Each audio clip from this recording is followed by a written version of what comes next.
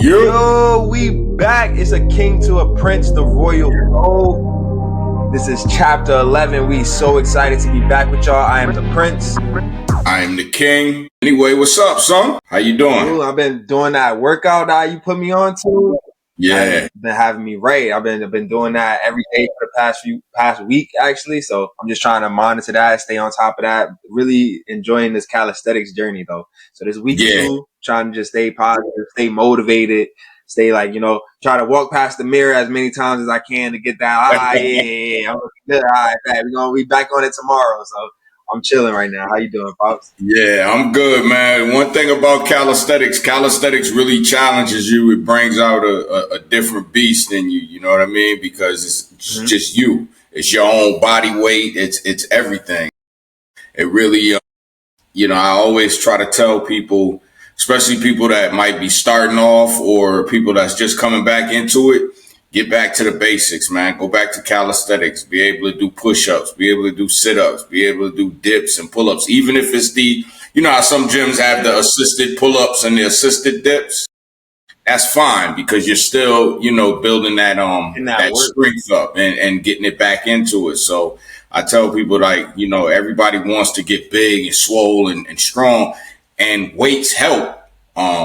You do gain your strength by calisthenics, but weights do help. But don't just jump right back into the weights. You know what I mean? Unless you're a professional, then you kind of know how to move and maneuver. But take your time, man. But that's good though, man. Just stick with it. You'll start to see results. It may not be the first few weeks. It may not even be a month. You know what I mean? But what will happen is your body will get adjusted after a month. But then after 2 and 3 months, that's when you'll really start to see, gains. And it varies. It's different for different people. You know what I mean? So the key is just stay with it, man. Consistency. Even when you don't feel like doing nothing, do something, So. Yeah, that's all it really is. Especially because I've been doing it a lot more in the mornings too, and I'm back watching some of the old shows. I'll watch my old animes and stuff. So I'll just throw one of them on and bang out my workout. So Yeah, I'm just constantly staying in that flow. So that's really been good for me too. But like you said, it's easier, not really easier, but it's better for me personally to hop back into the basics, push ups, sit ups, squats, all that with my body weight, as opposed to jumping back out to the weights. Because I know like many other people, when you go right back into working out after taking a long break, whether that be weeks, months, or whatever, you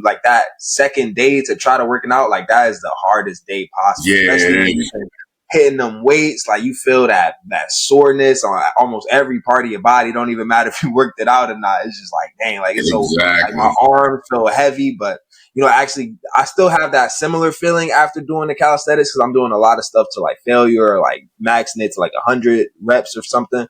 So I'm always trying to at least feel that type of same level of soreness in my arms and my legs that I would feel with weights. But I know it's just going to be so much more rewarding in the end that I'm doing in my body weight too. Exactly. It is more rewarding, man. You really start to see, because it's crazy. You see people in the gym, they can bench press 300-400 pounds, but they can't do a pull up to save them their lives. You know what I mean? Yeah. And it's I never wanted to be like that. I never wanted to be just weight strong, but not my own body strength. You know what I mean? So that also helps when you're lifting weights, So yeah, definitely. And it also fuels the muscles, I think, a lot faster. Like you ever notice when let's just say you were doing weights, say you were bench pressing, and then you jumped down and did 20 push-ups. Do you ever feel like you get a pump? You know what I mean? Because you're such an with the push-ups, and then when you go back to pushing that bench again, it's not as how it was before. So I always tell people, it's all man, in the mind too. Yeah, it is. Everything falls down to mental, man. Everything, That's the true. consistency basis, just getting up, going to the gym. It's all a mental game. But once you get out of the wanting to be comfortable, like me, I enjoy at times in my life being uncomfortable, and it's just with everything. And because then what it does is it challenges me and it makes me dig a lot deeper into myself to try to figure out how can I overcome this? And eventually what ends up happening is when your mind starts to see like, okay, this person ain't leaving. He just about to stay right here and deal with this uncomfortableness for however long it takes. Eventually you start getting comfort out of it, you know? So Yeah. especially when it comes to the body, like nobody, I mean, we all enjoy working out. We all enjoy everything that comes with it. It is like frustrating because if it was so easy, everybody could just take a magic pill and their body be just whatever they want. You know what I mean? But it takes the hard work. And sometimes people don't want to put in that hard work every day. Sometimes people don't want to get up 4, 5, o'clock to go to the gym. And then after that, go on and, carry their day. That's why, like you, it's for me. I enjoy working out in the morning, and the type of, of course, having my own business, but my early job, because I work like graveyard shift. For me, I get off early enough to where I still have enough of the morning before I even go into the afternoon to get my workout in. So I at least feel like, okay, I'm complete. Like I did what I had to do this morning. So now I have time to do everything else I have to do, because it's tough when you work and the times you get off. Now you got to go hit the gym, and you can't be in there for like 15, 20 minutes. You got to put an hour and a half in there to really get a good workout. And then by the time you leave there, you got to go home, you got to shower, or if you got, you got a person, a significant other, if y'all got to go grocery shopping, if y'all got animals, you got to do all of this stuff. So like now, before you know it, your entire day is done, so shouts out to people that do find the time to get it in. I tell people, even if you can only do 45 minutes, then just do 45 minutes of anything. As long as you building, you're feeling your body and dieting. Of course, that's the tricky and the hardest thing in the world, because dieting takes you away from the foods you love, the foods you want, so you can eat it in moderation. That's what a real you're going to pay the cost. You can't eat a hamburger. Yeah, because you can't eat a slice of, you can eat one, but if you're eating like 4 slices of pizza, you're going to have to work your ass off to get that back, so it's one of those things, That's what they talk about. People talk about gluttony. God talks about gluttony, being gluttonous, being greedy. Exactly. That's all like comes down to the mind. That's a good segue to what we was originally getting to talk about, though, being greedy and gluttonous. Let's get into my boy Jontay Porter. Oh, that's Michael Porter, his brother, right? He's looking bad, and his brother ain't helping. MPJ not helping the case. and it's sad because it's like that is your brother, but at the same time, it's like you have your own legacy and you can't tarnish your own legacy, but it's still like, yo, that's your blood brother. So, but he ain't got to throw me under the bus, bro. Yo, that was crazy. That was crazy. Like, he was basically like, he don't get no girls. I don't struggle with the women. Like, I don't get no girl. He don't get no girls. I'm like, yo, that's really putting your brother out there. He got a bad addiction. I'm like, shh. And then he makes it seem like he like. I know his brother was probably sitting back like, what the what I got to do with this? I'm on trial. I'm on trial. Nah, that's crazy. But I think a lot of people did miss the point of what MPJ was saying, and that was just, God gives different battles to different people to see, what they can handle, how much faith they can keep in him, how much can distractions can be placed around, and they still stay focused on their purpose. And, I think it was very aware of MPJ to say that about himself being a professional NBA player, because I'm pretty sure there's probably thousands, tens of thousands of girls throwing themselves at them and all the other NBA players and professional athletes. So to actually admit that being one of your vices, and you're aware that is something that is not necessarily held him back because he's still a great player, still in the NBA, still a professional, but that's something maybe holding him back personally from achieving some of the things that he may want spiritually, mentally, Yeah. like anything that's like outside of like the basketball sense. So I feel like that was a good topic for him to touch on, because I'm pretty sure there's probably a lot more NBA players and a lot more professional athletes that feel the same way, but really just don't have the guts to really come out and say that, like they struggle with some of those things. Yeah. And his brother, unfortunately, did get caught up in sports betting and gambling. So, that is also something that he was vocal about. I feel like he personally could have said it a little bit better, making it seem like his brother be doing poker games in the backstreet Yeah. alley. Yeah.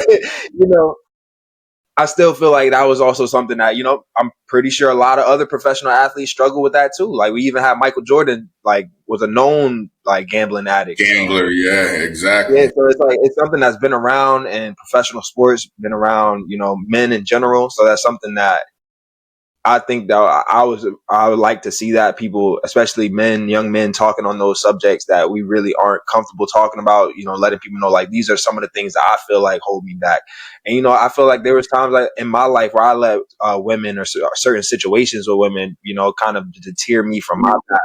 Yeah, so I feel like, yeah, it's easy to resonate with something like that. So seeing that on maybe a larger scale with, like I said, more women, more money, more access to those things, it takes a real self-aware person to be like, you know what, these are the things I struggle with, and I may need help with that.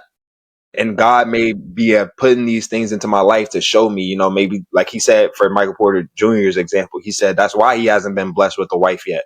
And, there's certain things that you have to go through in life, whether that be with a person, whether that be with yourself, to reach your purpose, to reach that status, to reach that level of maturity that you want to for yourself. It takes time, and you have to be aware of those certain vices. So that was Yeah. good. And I think what also, when you look at it, a lot of these athletes, they are, and you can say this for yourself, they're in your age range. So you're getting thrown from doing something that you love and doing something that that's going to benefit you and your family as playing a sport.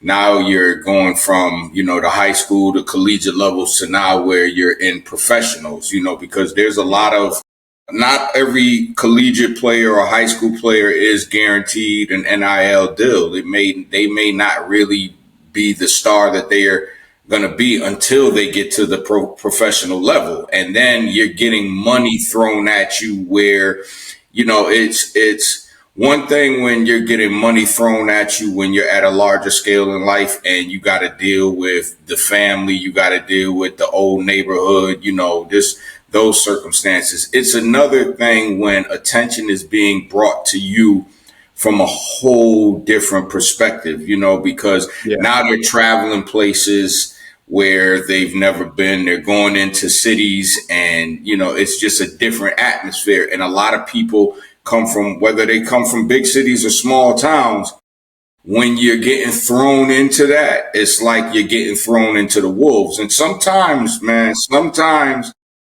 God wants us to go through that. Sometimes he wants us to get thrown into the wolves just so we can see, I think, two things: how much he's going to be there to help us get through it, but also how much you're willing to deal with. And it's a test, so I think it's good when a lot of these professional athletes, I'm not necessarily saying to, be around or be with every woman. I'm not saying that. But what I mean is, it's one thing when you see these athletes dealing with somebody that they came in the game with, they came into this professional sport with from a while, and then, that doesn't work. And then they get with somebody else. It's like, okay, well, then they tried and see that wasn't working for them.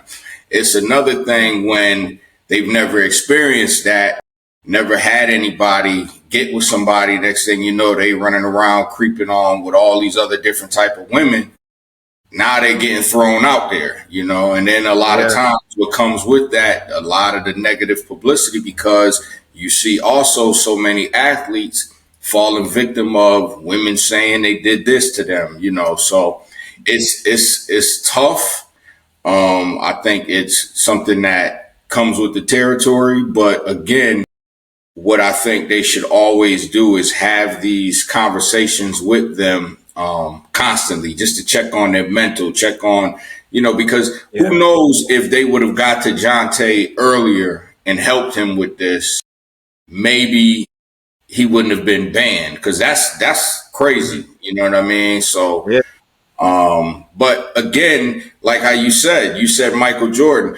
Now, this is the one thing I say, like Michael Jordan didn't seem like, you get some athletes, what I was reading, that they're betting against themselves or for themselves. So sometimes they'll take themselves out the game, or they won't score this many points or get this many rebounds. That's what I hate. And it's like, that's crazy, because it's like, okay, you look at Jordan and other ones, they might have did side bets, not necessarily on themselves, but just other, bets and gambling and that. But I think once you get to a point to where you're starting to sacrifice yourself, like, to me, that's kind of weak, because you're taking away from something that you get a lot of people that will never become a professional athlete. And here you are, you have this opportunity and you're blowing it just to bet, a couple 100,000 that you could gain for yourself, you're going to make for the game anyway.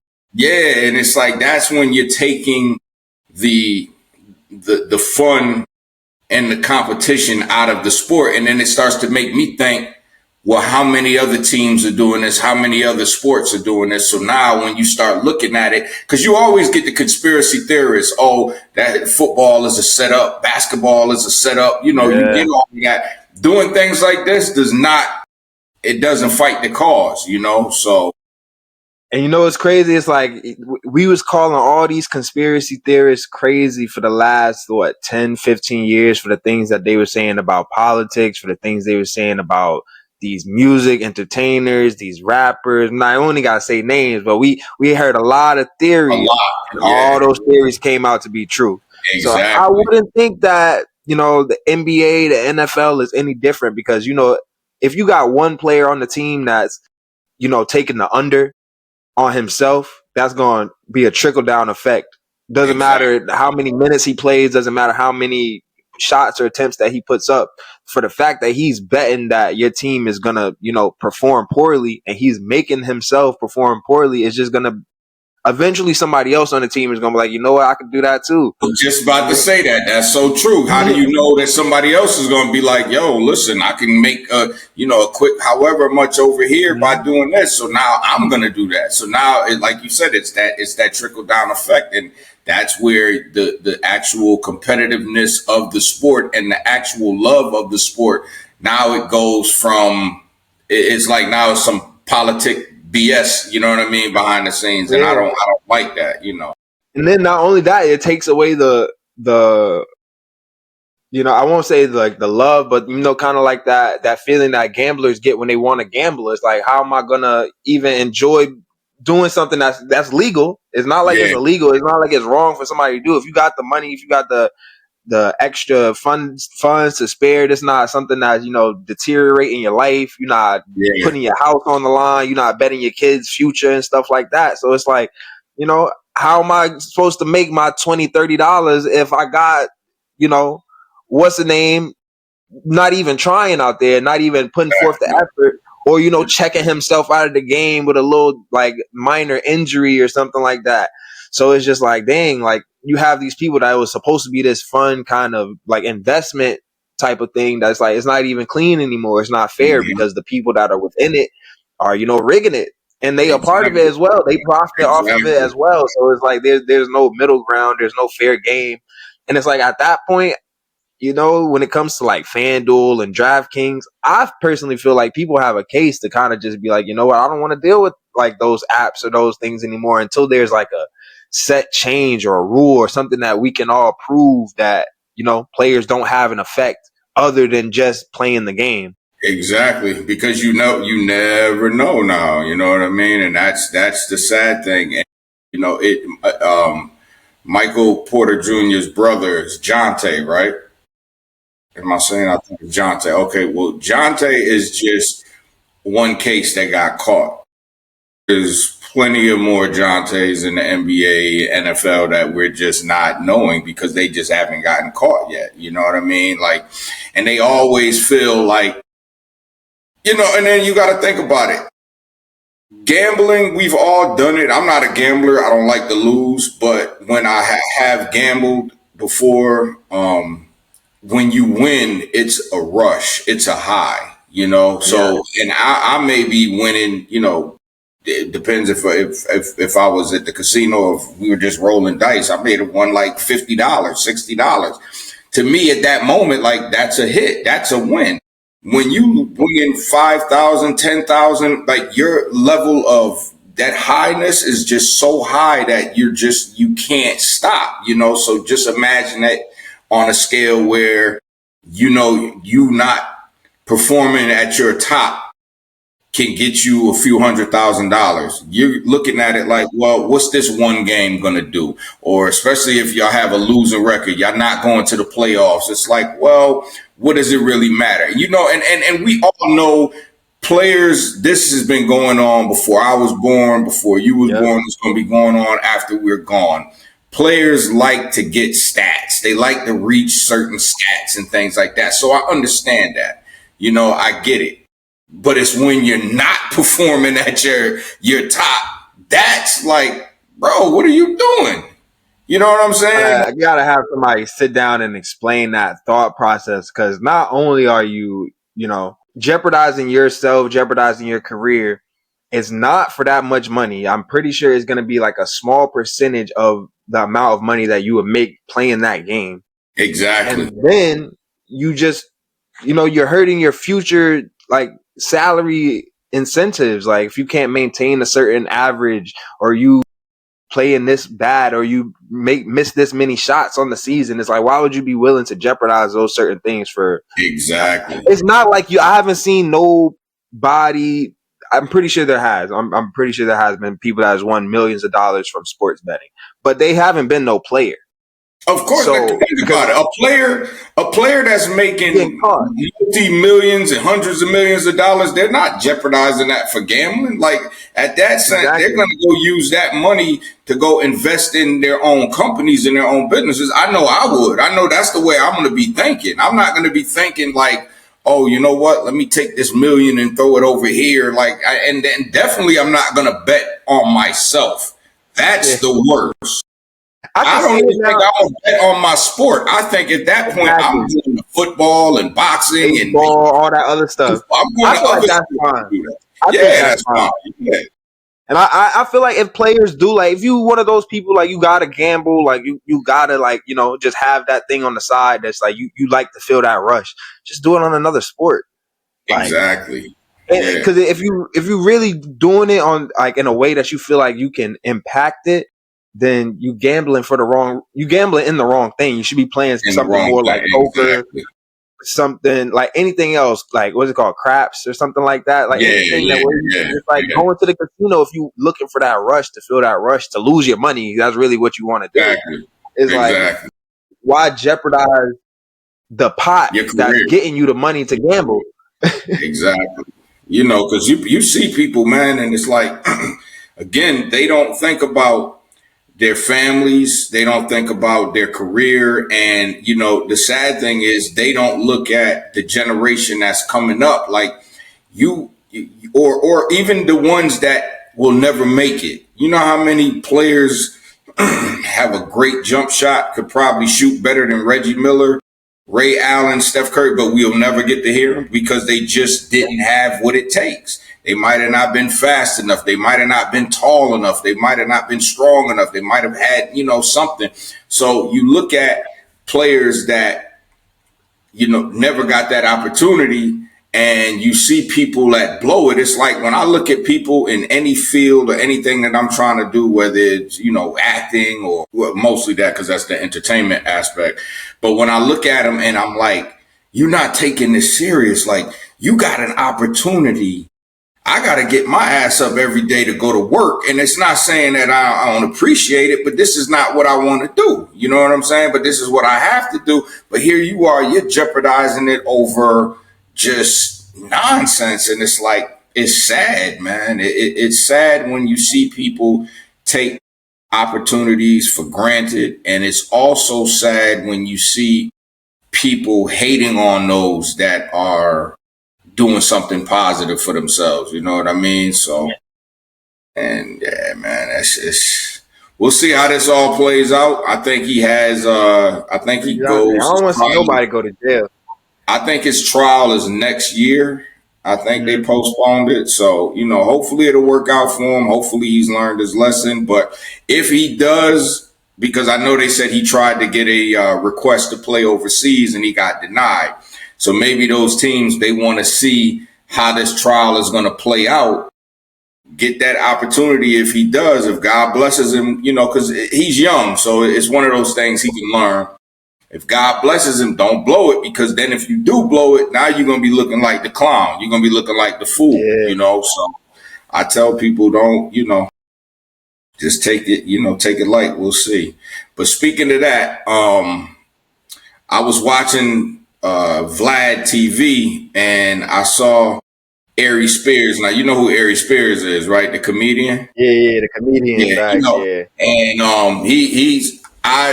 I'm a fan of his when it comes to his stand up, as far as when he's doing crowd work. Not really, I haven't really seen him in too many movies or things like that. And I really didn't watch Mad TV, the show that he was on every now and then. I got a little bit of him there. Yeah, I was more like in Living Color and Saturday Night Live. Those were my TV shows. But I do remember him, from Mad TV. But I was watching him on Vlad TV, and he was saying a few things first about Ice Cube. He was basically saying he doesn't like Ice Cube. He don't like his music. He don't like his acting. He thinks he's terrible at acting. He thinks his songs are terrible. And I'm like, okay, now the way he talks. I'm like, you can have your opinion, but when you start going into points of saying that Ice Cube, who's transitioned from the music to the films and actually was successful in both, to just sit there and call somebody terrible or trash, that's a reach. Like, we know it sounds like you tried to get on a movie, it didn't happen. He dubbed it. And then he was talking about 50 Cent. He said, now 50 Cent was in a movie with Sylvester Stallone called Escape Plan. 50 was like, he was like the computer tech type of guy. So Ari Spears was like, the only difference between 50 Cent, the computer guy, and 50 Cent, the rapper? The glasses. And I'm like, yo, son really did his thing. It's like, if you're a computer tech and you're taking care of this, you're really not going to have too much of a wide range. You're not out there shooting. You're not out there fighting. You're a computer guy. So your range is only going to be limited to, so much. But most talented computer guy I've ever known. Exactly. So he was just like dissing him. And I'm like, it's one thing to critique somebody. It's one thing to even be critical of somebody. But when you start going to the point where you're just pinpointing everything, oh, I don't like this song or Ice Cube when he said this lyric. It's like, for you to sit there and take that much time to go into what you don't like on this song or this movie when he was doing like this, bro, that takes a lot of time and patience and effort and energy to sit there and be like, okay, rewind that. Nah, fast forward to that. I don't like that line. You know what I mean? So It was just at that point, I'm like, bro, you hating it. And I'm one of those people, if you a hater, I'm going to call you out. It is what it is, because they would do it to me. You know what I'm saying? So if you're a hater, and then I just saw he was basically saying, and this is what I want to ask you to sum up everything. They were asking him about, do you think Kendrick is top 20? And I'm like, he's basically said no. He said, nah, Kendrick is not top 20. So the guy was like, well, name me 20 people that's better than Kendrick. And he was like, he couldn't do it. So it's like, okay, so at this point, now you just hate. I'm sorry. I think Kendrick is one of the top 20. I think Drake is in the top 20. You know what I'm saying? I don't even really like Drake like that, but I know like there's no denying that he's like a top 10 artist of all time. You can't deny that. About music and then just completely disregard 2010 to 2020 when he literally just was number one, number two with him and Kendrick. Yeah. Like, it's going to be like those certain type of people where you can't really talk about music or you can't really talk about entertainment without Ice Cube. You can't really talk about music, can't talk about entertainment without 50 Cent. Exactly. You can't even talk music about Diddy. We still got to talk about Puffy. It's like he's had such an impact on music that you have to talk about. You may not have to talk about Diddy from the 90s to now. Like, that's even how much time. Even R. Kelly, you still got to mention him. You know, one of the greatest singers ever. It's like you don't have no way to talk about music without it. Exactly. That's where you have to learn to separate the art from reality. The art is one thing. The reality is a totally different, so you can't disregard and say, well, I don't like this person because of what they did. Okay, but what about their 15-year track record in music? You can't tell me you ain't have no CDs or you didn't download the music or you didn't, play these at parties or dance to it. It's like, that's BS. So, That's crazy you say that too. I was just like, it was like some TikTok comments. It was like, talking about how Joe, but I don't know if you remember when Joe Budden got into it with Lil Yachty like a couple years ago. I think so. Yeah, but somebody was in the comments was like, y'all don't get it. Joe was coming from like a good place. It was just like bad delivery, but he was once in Yachty's spot.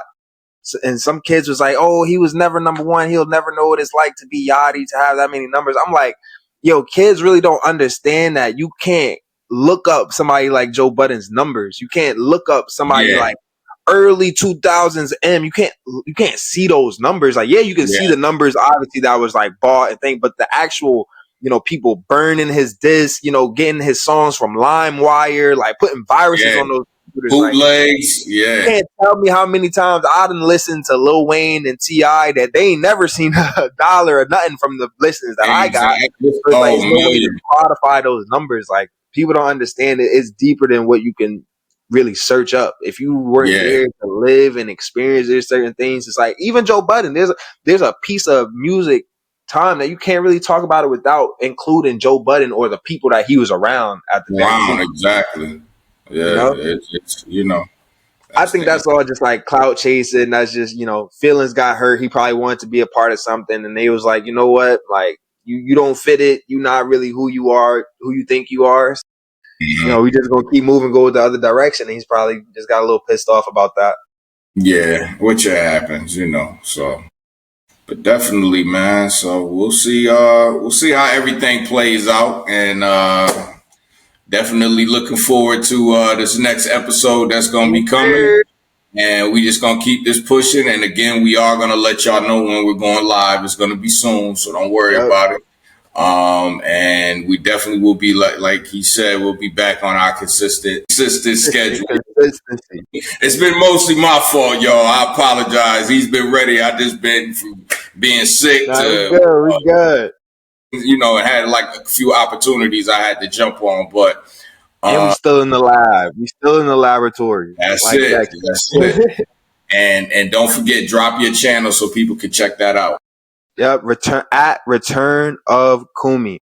So y'all got that. Y'all can go follow that on YouTube, follow that on TikTok, and then you're gonna have Kumi. That's Kumi live. So that's gonna be my live page, where I'm gonna just be talking a little bit more, giving a little bit more insights about the way I think about things, some of my philosophy, some of the things that my father has taught me throughout life. So I'm gonna be sharing that on there. So y'all can go follow those two pages and just stay tuned, because it's about to be a lot of content. And I will be a special guest on a few of those episodes, though. But definitely, and everything is going to be down in the credits. So again, this is the King to a Prince, the Royal Code. I'm the King. And I am the Prince. And we out. Love is love. Peace.